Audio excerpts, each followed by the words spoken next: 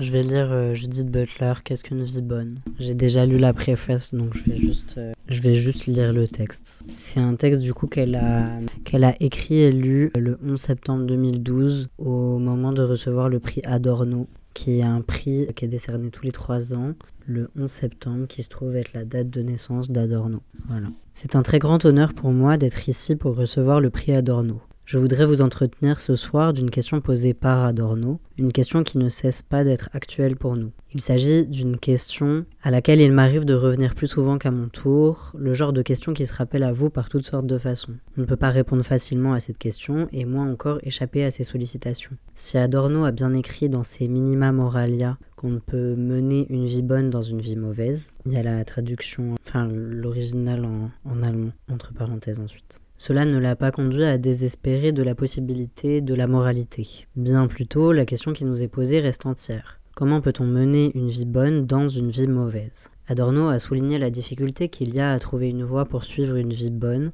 pour soi et en tant que soi, dans le contexte d'un monde plus vaste et structuré tout entier par l'inégalité, l'exploitation et les diverses formes d'effacement. Ce serait du moins un bon début pour reformuler la question. Et en réalité, au moment de reformuler cette question devant vous, j'ai bien conscience qu'il s'agit d'une question qui prend de nouvelles formes dépendantes du moment historique où elle se trouve formulée. Ainsi, nous devons d'emblée affronter 2 problèmes. Le premier est de savoir comment vivre sa propre vie de manière correcte, telle que nous puissions dire que nous menons une bonne vie à l'intérieur d'un monde dans lequel la bonne vie est structurellement ou systématiquement interdite au plus grand nombre. Le second problème est de savoir quelle est la forme que cette question peut prendre pour nous aujourd'hui. Autrement dit, comment le moment historique dans lequel nous vivons conditionne et influence-t-il la forme de la question elle-même. Avant d'aller plus loin, il me faut réfléchir au terme que j'ai employé. En effet, la vie bonne est une expression sujette à débat, puisqu'on a proposé tant de versions de ce que pouvait être la vie bonne. Beaucoup ont identifié la vie bonne avec le bien-être économique, la prospérité ou même la sécurité. Mais nous savons que le bien-être économique et la sécurité peuvent aussi être atteints par ceux qui ne vivent pas une bonne vie. Et c'est d'autant plus clair que ceux qui prétendent vivre une bonne vie le font en profitant du travail des autres, ou en s'appuyant sur un système économique qui produit de l'inégalité. Ainsi, il faut définir la vie bonne de manière plus large, de sorte qu'elle ne puisse ni supposer ni impliquer l'inégalité. En d'autres termes, la vie bonne doit être réconciliée avec d'autres valeurs normatives. Si nous attendons du langage ordinaire qu'il nous apprenne ce que la vie bonne peut bien être, nous sommes induits en confusion, car l'expression a fini par véhiculer des modèles axiologiques concurrents. Ainsi, nous pourrions tirer 2 conclusions rapides. D'une part, que la vie bonne est une expression qui relève d'une formulation aristotélicienne, passée de mode et articulée à des formes de conduite morale individualiste. Et d'autre part, que la vie bonne a été contaminée par un discours commercial pour servir le propos de tous ceux qui veulent penser la relation entre la moralité, ou plus généralement l'éthique, et la théorie sociale ou économique. Lorsqu'Adorno s'enquiert de savoir s'il est possible de mener une vie bonne dans une vie mauvaise, il s'interroge sur la relation entre la conduite morale et les conditions sociales, mais aussi de manière plus large sur la relation entre la moralité et la théorie sociale. En réalité, il se demande aussi comment les opérations plus larges du pouvoir et de la domination pénètrent ou plutôt envahissent les réflexions que nous pouvons formuler de manière individuelle sur la meilleure manière de vivre. Dans les leçons qu'il consacra aux problèmes de philosophie morale pendant l'été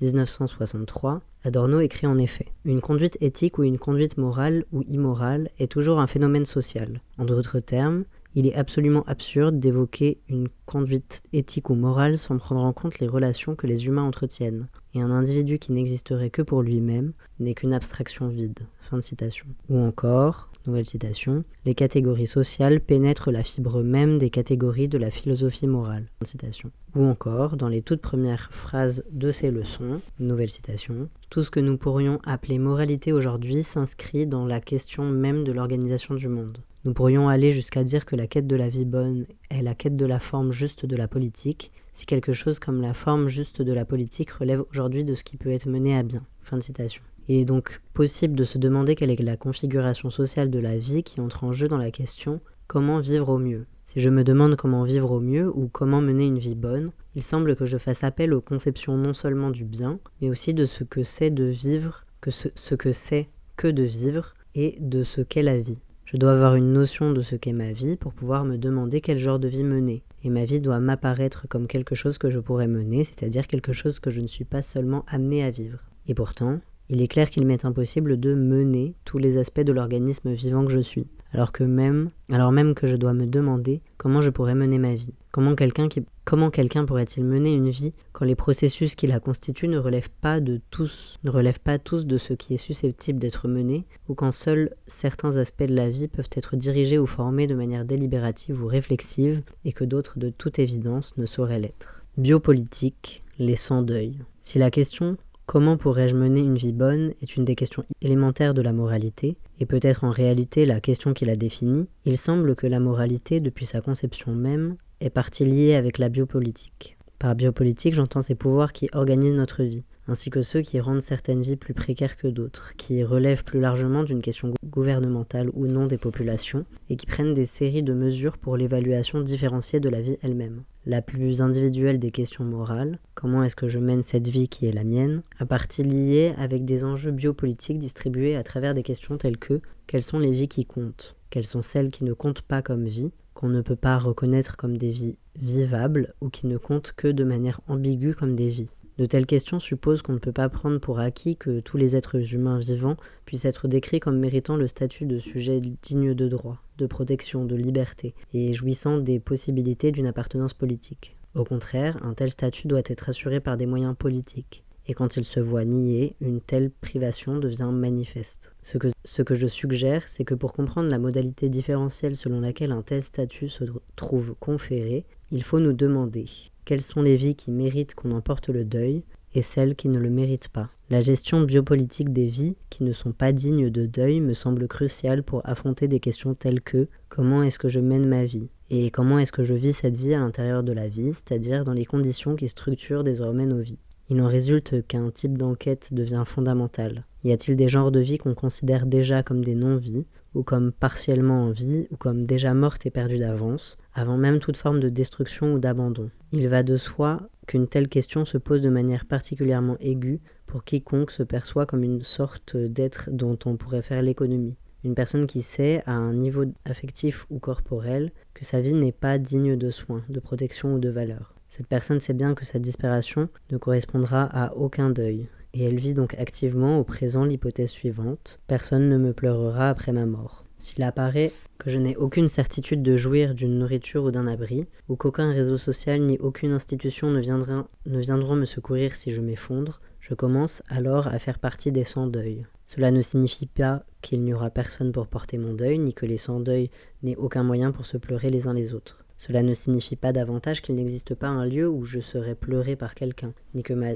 disparition n'aura aucun effet du tout. Mais il n'en demeure pas moins que ces formes de persistance ou de résistance qui conduisent à pleurer les sans-deuil ont lieu dans une sorte de pénombre dans la vie publique, et que lorsqu'il arrive qu'elles fassent irruption, c'est à la fois pour contester les modèles à travers lesquels ces vies ne cessent de se voir dévaluées, et pour affirmer leur valeur collective. Il est vrai alors que ceux qui mènent des vies sans deuil s'organisent parfois dans des formes d'insurrection publique, et c'est pourquoi sans doute il est si difficile dans de nombreux pays de faire la part entre des funérailles et une manifestation politique. Si j'accuse le trait, c'est à dessein. Les raisons pour lesquelles telle ou telle personne ne sera pas pleurée, ou pour lesquelles il a déjà été établi qu'elle n'est pas digne d'être pleurée, donc il n'y a pas actuellement de structure qui puisse soutenir une telle vie, ce qui implique que selon les modèles de valeurs dominants, une telle vie se trouve dévaluée, et qu'on ne juge pas qu'elle soit digne d'être soutenue ou protégée en tant que vie. Le futur même de la vie dépend d'une telle possibilité d'assistance. Si je ne suis pas assistée, il est clair que ma vie est ténue, précaire, et en ce sens qu'elle ne vaut pas la peine qu'on la protège contre les offenses ou contre la perte, qu'il s'agit donc d'une vie qui n'est pas digne d'être pleurée. Si seule une vie digne de deuil peut faire l'objet de considération, et d'une considération durable, alors seule une vie digne de deuil pourra faire l'objet d'une assistance sociale et économique. Logement, sécurité sociale, emploi, droit de l'expression politique, dimension de la reconnaissance sociale et conditions qui permettront de participer activement à la vie politique. Il nous faut donc être dignes de deuil avant de disparaître, et avant même que se présente à nous l'éventualité d'être négligé ou abandonné. Je dois être capable de vivre ma vie en sachant que la perte de cette vie que je suis fera l'objet d'un deuil et que, par conséquent, on prendra toutes les mesures qui s'imposent pour m'éviter cette perte. Donner ce sentiment que sa propre vie semble quantité négligeable et indigne qu'on en porte le deuil, comment donc se formule le questionnement moral ? Et comment, dans ces conditions, présenter une requête de deuil public? En d'autres termes, où pourrais-je trouver une raison de mener une vie bonne si je n'ai pas une vie dont je puisse parler, ou si la vie que j'essaie de mener est considérée comme quantité négligeable, ou qu'elle est, en réalité, déjà abandonnée? Quand la vie que je mène est invivable, le paradoxe se fait grinçant, puisque la question « Comment puis-je mener une vie bonne ?»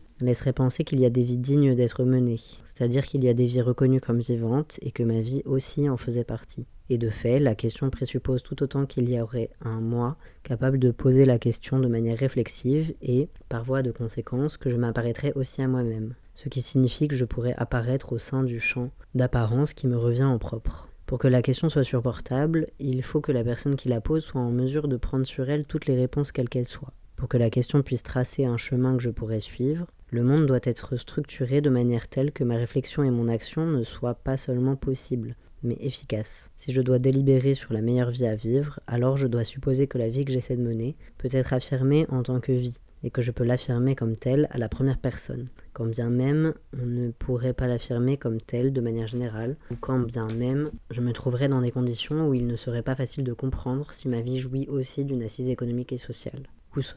Après tout, cette vie qui est la mienne me revient réfléchie par un monde qui distribue la valeur de la vie de manière différentielle. Un monde dans lequel ma propre vie se trouve plus ou moins évaluée par les autres. En d'autres termes, la vie qui est la mienne me renvoie à un problème d'égalité et de pouvoir. Et de manière plus générale, la justice ou l'injustice qu'il y a à assigner des valeurs à la vie. Ainsi, si ce monde-là, que nous pourrions être conduits à appeler la vie mauvaise, ne me restitue pas ma valeur d'être vivant, alors je dois critiquer toutes les catégories et structures qui produisent ces formes d'effacement et d'inégalité. En d'autres termes, je ne saurais affirmer ma propre vie sans évaluer de manière critique ces structures qui évaluent différemment la vie elle-même. Cette pratique de la critique est telle que ma propre vie a partie liée avec les objets que je réfléchis. Ma vie est cette vie-là, menée ici, dans cet horizon spatio-temporel défini par mon corps, mais elle est aussi hors d'ici, impliquée dans d'autres processus vitaux dont je ne suis qu'une partie. En outre, ma vie se trouve impliquée dans les pouvoirs qui décident quelle vie importe plus que les autres. Quelles personnes peuvent devenir des modèles pour tous les êtres vivants, et qui aura une vie qui n'est pas une vie dans les termes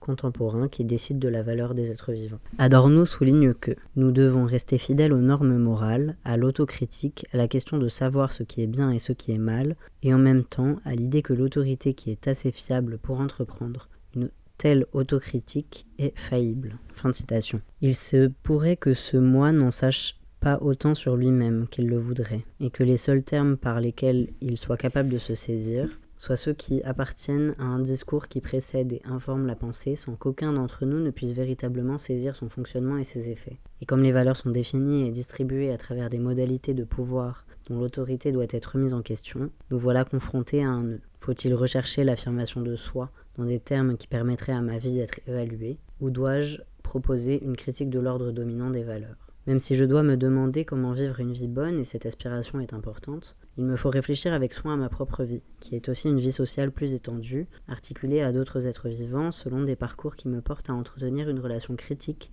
aux ordres discursifs relatifs à la vie et aux valeurs au sein desquelles je vis, ou plutôt au sein desquelles j'essaie de vivre. D'où ces ordres tirent-ils donc leur autorité ? Cette autorité est-elle légitime ? Puisque c'est ma propre vie qui est en jeu dans une telle enquête, la critique de l'ordre biopolitique est une question vitale pour moi. Et dans la mesure où c'est la possibilité de mener une vie bonne qui est en jeu, le combat pour vivre et pour vivre dans un monde juste ne l'est pas moins. Il ne dépend pas seulement de moi, il ne dépend pas seulement de moi que je puisse mener une vie dotée de valeurs, puisque cette vie que je mène tout à la fois est la mienne et ne m'appartient pas tout à fait, et que c'est cela même qui fait de moi une créature sociale et une créature vivante. La question de savoir comment mener une vie bonne est d'emblée liée à cette ambiguïté et à la pratique vivante de la critique. Si je ne suis pas capable d'affirmer ma valeur dans le monde que de manière transitoire, alors mon sens des possibles, lui aussi, sera transitoire. L'impératif moral de mener une vie bonne et les questions réflexives qu'il engendre ne peuvent manquer d'apparaître très cruels et négligents aux personnes qui vivent dans des conditions de désespoir. Et il ne nous est pas difficile de comprendre le cynisme qui enveloppe parfois la pratique même de la moralité.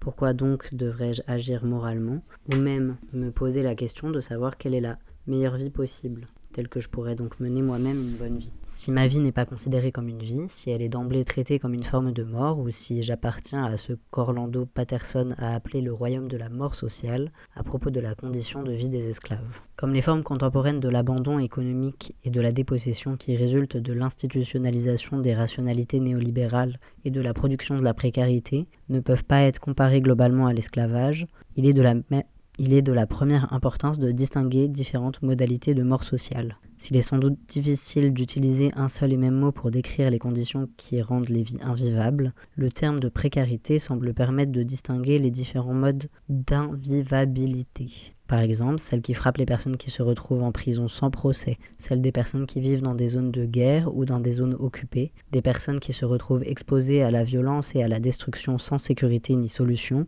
des personnes qui sont obligées d'émigrer et de vivre dans des zones frontalières, dans l'attente qu'on ouvre les frontières, que la nourriture arrive et que leur statut de clandestin prenne fin, des personnes dont la condition est celle d'une force de travail négligeable et consommable, pour qui la perspective d'une assistance stable recule toujours, qui vivent au jour le jour dans un horizon temporel effondré, qui ressentent dans leur ventre et dans leurs os la souffrance de voir leur futur compromis, et qui essaient d'éprouver quelque chose mais qui redoutent davantage encore ce qu'elles pourraient éprouver.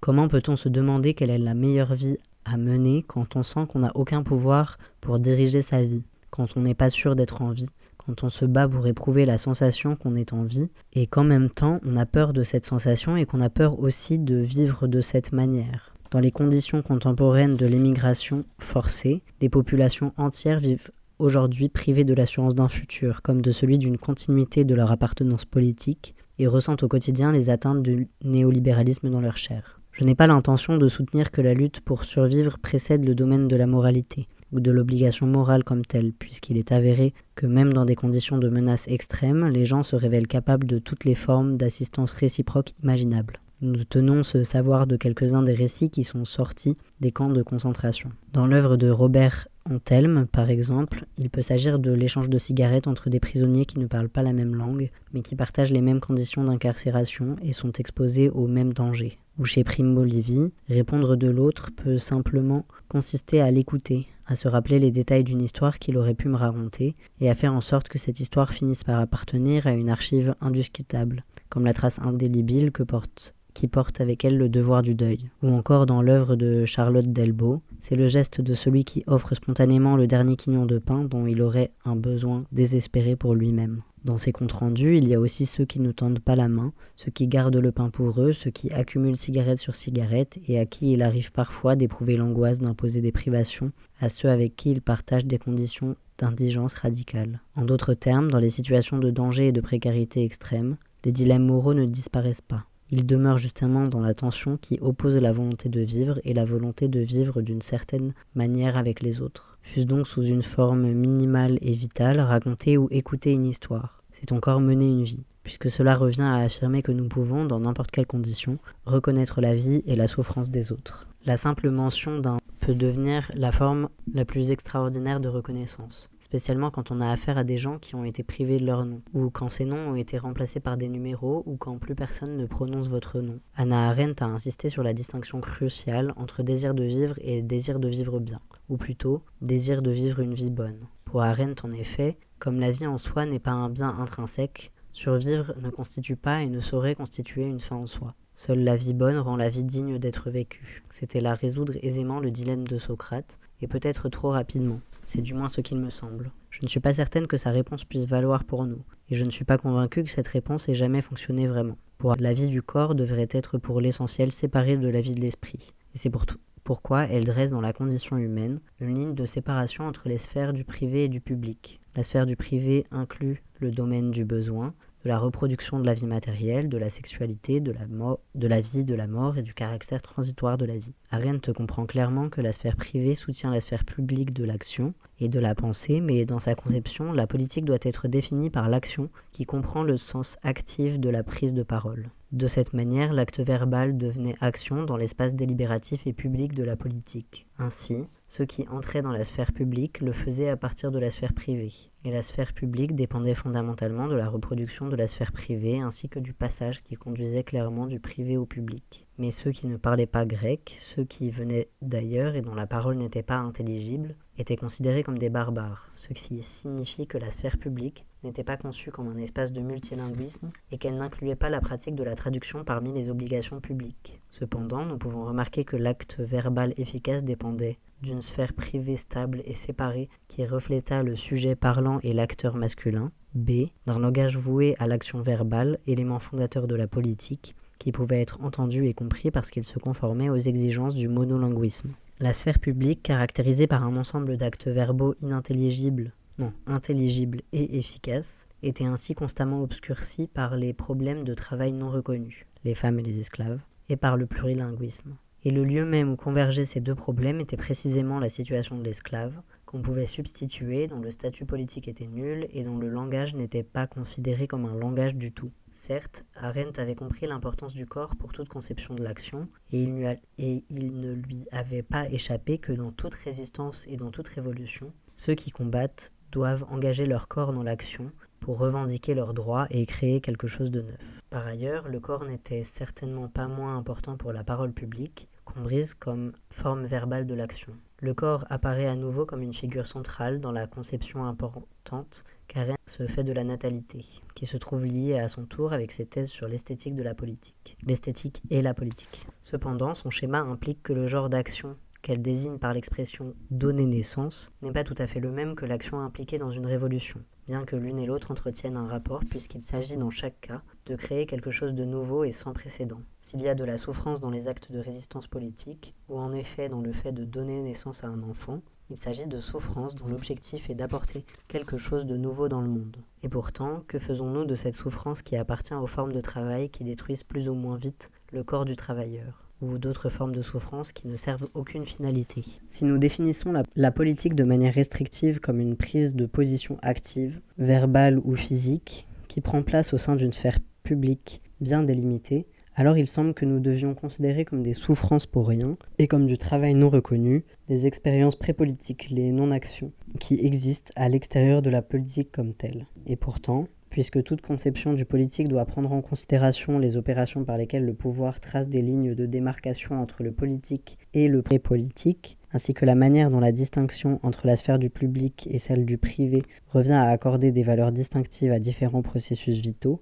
il nous faut refuser la définition donnée par Arendt, toute riche qu'elle soit. Ou plutôt, il nous faut partir de la distinction proposée par Arendt entre la vie du corps et la vie de l'esprit pour penser un nouveau type de politique du corps. Après tout, Arendt ne se contente pas de distinguer entre esprit et corps comme le fait Descartes. Pour elle, seules comptent les formes de pensée et d'action incarnées dans un corps qui créent quelque chose de neuf, qui mène à bien des actions avec une efficacité performative. Les actions performatives sont irréductibles à des applications techniques et elles doivent être distinguées des formes passives et transitoires de l'expérience. Ainsi, dès qu'il y a souffrance ou précarité, il s'agit de les transformer dans la vie de l'action et de la pensée. Ces actions ou ces pensées doivent être performatives dans le sens illocutoire du terme et modelées sur le jugement esthétique, elles se doivent d'apporter quelque chose de neuf dans le monde, ce qui signifie qu'un corps qui n'aurait d'autre préoccupation que sa survie, la reproduction de ses conditions matérielles et la satisfaction de ses besoins élémentaires, n'est pas encore considéré comme un corps politique. Ce qui n'empêche certes pas que le privé soit nécessaire, puisque le corps politique n'apparaît dans la lumière de l'espace public pour agir et penser qu'à la condition d'être bien nourri et bien protégé,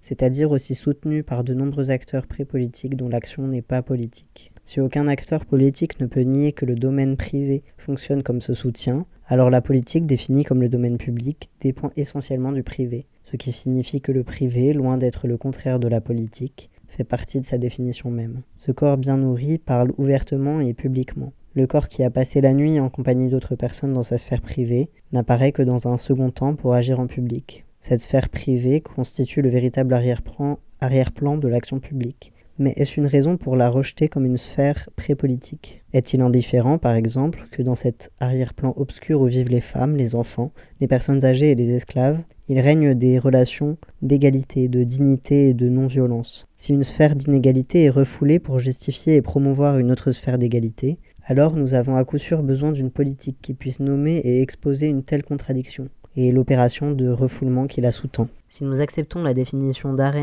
qu'Arendt propose du public et du privé, alors nous courons le risque de ratifier ce refoulement. On peut alors se demander l'intérêt qu'il y a à revenir à la version proposée par Arendt de la distinction entre privé et public dans la polis antique des Grecs. Polis, O-L-I-S. Le refoulement de la dépendance devient la condition nécessaire de la pensée et de l'action autonome du sujet politique. ce qui conduit immédiatement à se demander de quelle sorte de pensée et d'action autonome il peut s'agir. Or, si nous tombons d'accord sur la distinction entre privé et public proposée par Arendt, nous sommes conduits à accepter aussi que le refoulement de la dépendance qui lie le second au premier forme le prérequisite de la politique, plutôt que de prendre les mécanismes de ce refoulement comme objet même de notre propre analyse critique. Et en effet, c'est justement la critique de cette dépendance refoulée qui constitue le point de départ d'une nouvelle politique des corps. Une nouvelle politique qui commencerait par reconnaître la dépendance et l'interdépendance humaine, une politique des corps susceptible en d'autres termes de rendre compte de la relation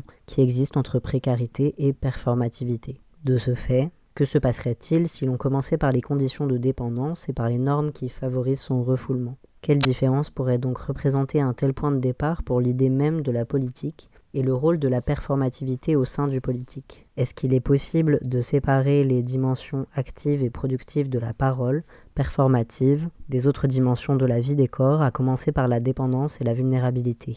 Toutes ces modalités du corps vivant qui ne se laissent pas facilement ou pleinement transformer en forme d'action claire. Nous n'aurions pas seulement besoin d'abandonner l'idée que la parole verbale permet de distinguer les animaux humains des animaux non humains, mais nous aurions aussi besoin d'affirmer ces dimensions de la parole qui ne reflètent pas toujours des intentions conscientes et délibérées. En effet, il arrive parfois, comme Wittgenstein le fait remarquer, que nous commencions par parler, par utiliser des mots et que nous ne prenions conscience de leur vie que dans un second temps. Ma parole ne commence pas avec mon intention, bien que quelque chose que nous pouvons certainement appeler une intention se forme comme nous parlons. Plus encore, la performativité de l'animal humain se déploie à travers le geste, la posture et les manières de se mouvoir, à travers le son et l'image, à travers différents moyens d'expression qui ne sont pas réductibles aux formes de la seule parole verbale. L'idéal républicain doit désormais laisser la place à une compréhension plus large de ce que doit être une démocratie douée de sens. La manière que nous avons de nous retrouver dans la rue, de chanter, de prononcer des slogans ou même de rester en silence, peut bien être, est même, une dimension performative de la politique. Elle permet de situer la parole comme un acte corporel parmi d'autres. Il est clair que les corps agissent quand ils parlent, mais la parole n'est certes pas la seule manière que les corps ont d'agir, et certainement pas la seule manière dont ils agissent politiquement. Ainsi, quand les manifestations publiques ou les actions politiques ont pour objectif de s'opposer à des formes insuffisantes d'assistance, absence de nourriture ou d'abri, travail précaire ou mal payé, ce qu'on considérait auparavant comme arrière-plan de la politique devient son objet explicite. Quand des personnes se retrouvent pour manifester contre les conditions de vie induites par la précarité, elles agissent performativement en donnant des formes incarnées à l'idée d'action concertée. Mais dans de tels moments, la performativité de la politique émerge des conditions de la précarité et en opposition politique à cette précarité. Quand des populations sont laissées pour compte par la politique économique et sociale, alors les vies sont jugées comme n'étant pas dignes d'assistance. À l'encontre de telles gestions politiques, la vision politique contemporaine de la performativité insiste sur l'interdépendance des créatures vivantes, ainsi que sur les obligations éthiques et politiques qui découlent de toute gestion qui priverait une population d'une vie vivable. On trouve en effet des modalités d'énonciation et de mise en acte de valeurs, jusque dans un modèle biopolitique qui menace de dévaluer certaines populations. Cette discussion nous conduit évidemment à une autre question. Est-ce que nous parlons seulement des corps humains ? Pouvons-nous parler des corps sans évoquer les environnements, les machines et les systèmes complexes d'interdépendance sociale sur lesquels ils reposent, et dont l'ensemble forme les conditions de possibilité de leur existence et de leur survie ? Et pour finir, si tant est que nous soyons capables de comprendre et d'énumérer les exigences fondamentales du corps, notre lutte doit-elle se limiter à les satisfaire ? Comme nous l'avons vu, Arendt n'aurait pas manqué de s'opposer à cette conception. Ou au contraire, sommes-nous en train de lutter pour que les corps se développent et pour que les vies deviennent vivables ? Comme j'espère l'avoir suggéré, il ne nous est pas possible de lutter pour une vie bonne, une vie vivable, sans satisfaire les exigences qui permettent à un corps de subsister. Il faut revendiquer pour les corps qu'ils aient ce dont ils ont besoin pour survivre, car la survie est bien le prérequisite de toute revendication. Et pourtant, cette revendication ne suffit pas, précisément parce que nous survivons pour vivre, et que autant la vie suppose la survie, autant elle doit être bien autre chose que la survie pour être vivable. On peut bien survivre sans être capable de vivre sa vie, et dans certains cas, il ne vaut certainement pas la peine de survivre dans de telles conditions. Ainsi, nous avons besoin d'une revendication plus forte en faveur d'une vie vivable, c'est-à-dire d'une vie qui puisse être vécue. Arrivé à ce point, comment pouvons-nous penser à une vie vivable sans penser à un idéal unique ou uniforme ? Il ne s'agit pas, selon moi, de découvrir ce que l'être humain est réellement, ou ce qu'il devrait être, puisqu'il a été clairement établi que les hommes sont des animaux et que leur existence corporelle dépend de systèmes d'assistance qui sont tout à la fois humains et non humains. Ainsi, dans une certaine mesure, je suis Donna Haraway quand elle nous pousse à penser aux relationnalités complexes qui constituent la vie corporelle, et qu'elle suggère que nous pourrions désormais nous dispenser de toute forme d'idéal pour l'humain. Nous avons plutôt besoin de comprendre et de nous occuper de l'ensemble complexe des relations, sans lesquelles nous n'existerions pas du tout. Naturellement, il existe des conditions dans lesquelles le genre de dépendance et de relation auquel je fais référence semble insupportable. Si un travailleur dépend d'un propriétaire qui l'exploite, alors sa dépendance se résume à son exploitation. On pourrait être conduit à penser que la solution consiste à se défaire de toute forme de dépendance, puisque la seule forme sociale que prend la dépendance, c'est l'exploitation. Et pourtant, ce serait une erreur d'identifier la forme contingente que la dépendance peut assumer dans les situations du travail exploité, avec la signification ultime et essentielle de la dépendance. Même si la dépendance prend toujours une forme sociale ou une autre, sa nature est de pouvoir passer d'une forme à l'autre, et de le faire en prouvant qu'elle ne se réduit à aucune d'entre elles.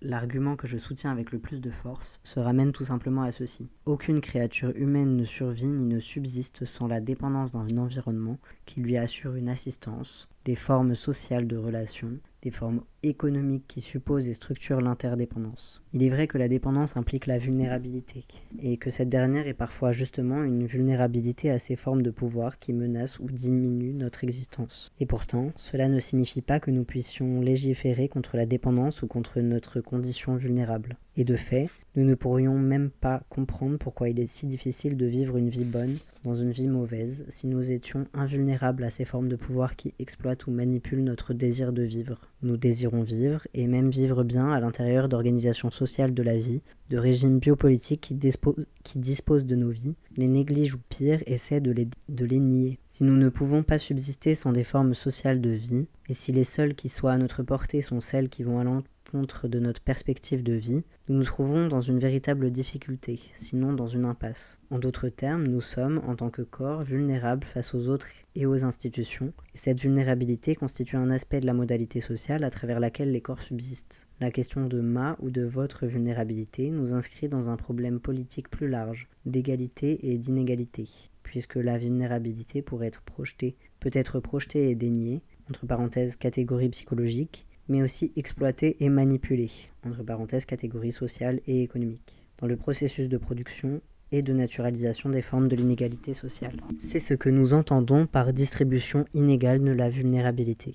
Et pourtant, mon objectif normatif n'est pas de réclamer une distribution égale de la vulnérabilité, mais de savoir si la forme sociale de la vulnérabilité qui est distribuée est elle-même vivable. En d'autres termes, il ne s'agit pas de demander que chacun vive une vie également invivable. Pour autant que l'égalité soit un but nécessaire, ce but reste insuffisant si nous ne savons pas évaluer correctement si la forme sociale de la vulnérabilité à distribuer est juste. D'une part, je tiens que le refoulement de la dépendance, et en particulier de la forme sociale de la vulnérabilité à laquelle elle conduit, sert à établir une distinction entre ceux qui sont dépendants et ceux qui ne le sont pas, et que cette distinction est au service de l'inégalité, en consolidant plusieurs formes de paternalisme, ou en classant ceux qui sont dans le besoin dans des catégories essentialistes. D'autre part, je suggère que c'est seulement à travers un concept d'interdépendance susceptible de prendre en considération les dépendances du corps, les conditions de la précarité et les potentiels de performativité que nous pouvons penser un monde politique et social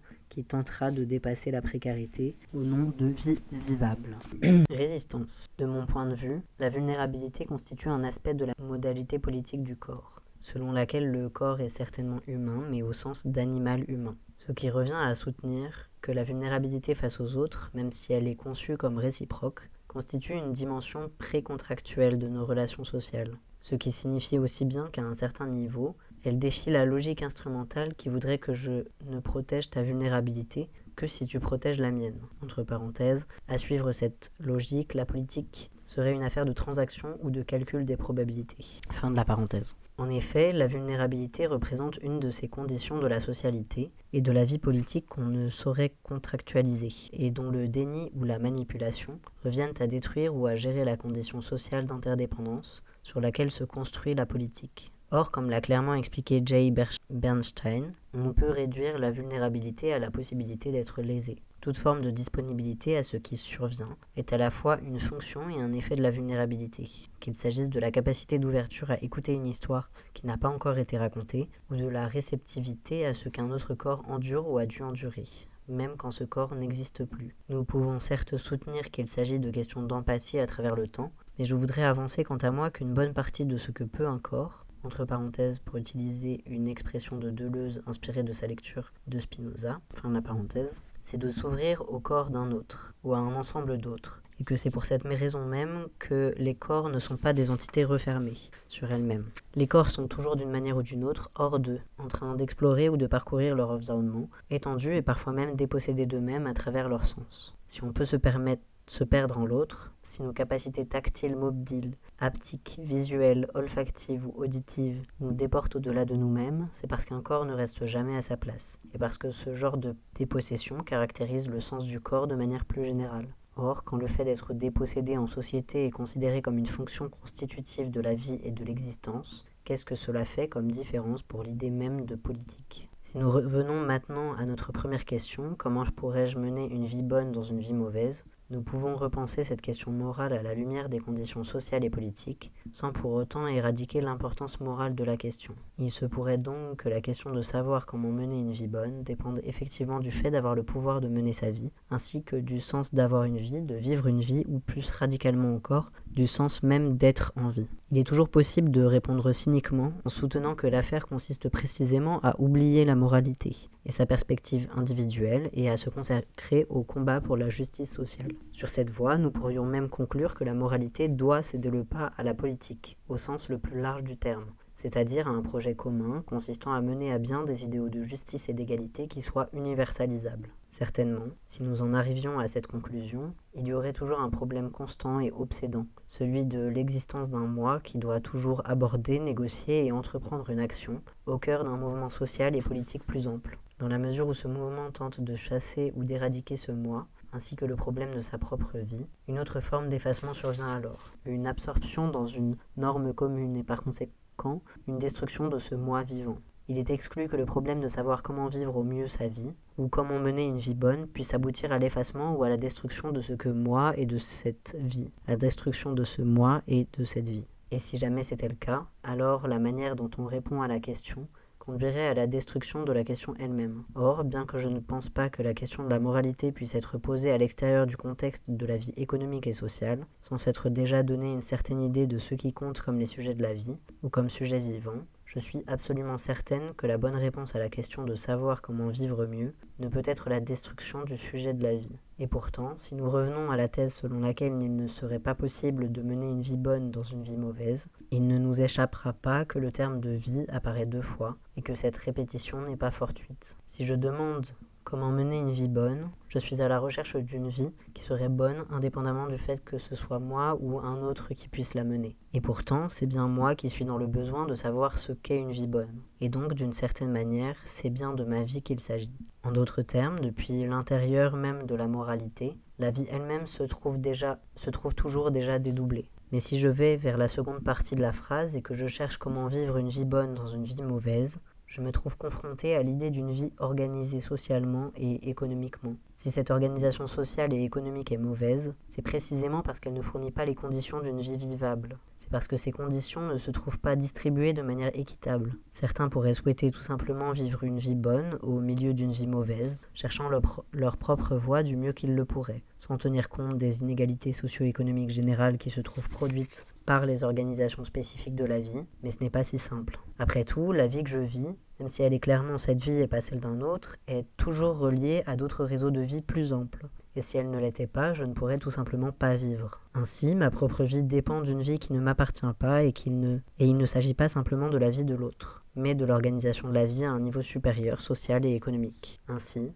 ma propre vie, ma survie, dépend de ce sens plus général de la vie, un niveau qui inclut la vie organique, les milieux de vie et d'assistance, ainsi que les réseaux sociaux qui soutiennent et renforcent l'interdépendance. Ces éléments font de moi qui je suis, ce qui signifie que je dois céder une partie de ma vie humaine particulière pour vivre, pour être véritablement humain. Ce qu'il y a d'implicite dans cette question, comment mener une vie bonne dans une vie mauvaise, c'est l'idée que si nous pouvons encore nous demander ce qu'une vie bonne pourrait bien être, nous ne pouvons plus le faire dans les termes de la vie bonne d'un individu singulier. S'il y a donc deux vies, ma vie et la vie bonne entendue comme forme sociale de vie, alors la vie de chacun est impliquée dans la vie des autres. Et cela signifie que quand nous évoquons des vies sociales, nous nous référons à la manière dont le social traverse l'individu, ou même à la manière dont il construit la forme sociale de l'individualité. Au même moment, l'individu et l'intensité avec laquelle il se vit de manière autoréférentielle importe peu, se rapporte toujours à lui-même à travers des médiations,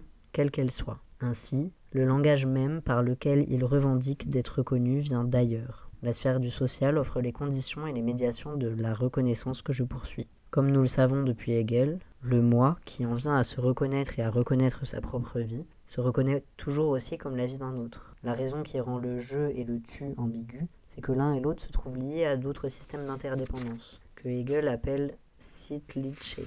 Et cela signifie que même si j'entreprends la reconnaissance de moi-même, un ensemble de normes sociales sont à l'œuvre dans cette entreprise dont je suis l'auteur, et que, quel qu'en soit le résultat, il ne trouve pas son origine en moi, même si je ne suis pas pensable sans lui. Dans les problèmes de philosophie morale d'Adorno, le parcours qui commence par une question morale sur la manière dont il nous faut poursuivre la vie bonne dans une vie mauvaise s'achève par la revendication qu'il faut résister à la vie mauvaise si on veut poursuivre la vie bonne. La vie elle-même est si déformée et si distordue que nul ne peut y mener une vie bonne ou y accomplir son destin d'être humain. J'irais presque jusqu'à dire que, compte tenu de la manière dont le monde est organisé, la plus élémentaire exigence d'intégrité et de décence ne peut que pousser chacun d'entre nous à protester. Fin de la citation. Il faut noter que dans un tel moment, Adorno va presque jusqu'à dire, rapidement, ce qu'il est bel et bien en train de dire. Il n'est pas sûr que la formulation soit tout à fait juste, mais quoi qu'il en soit, il continue à l'exposer. Il dépasse son hésitation, mais il en laisse néanmoins la trace sur la page. Peut-on dire avec une telle simplicité que la poursuite de la vie morale